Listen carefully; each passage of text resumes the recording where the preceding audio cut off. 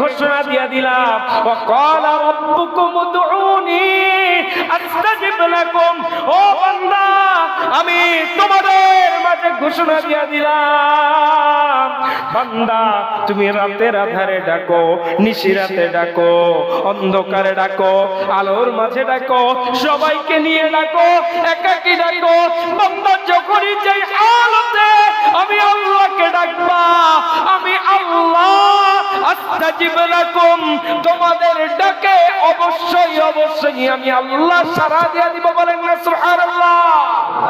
আরো জোরে বলেন না সুবহানাল্লাহ?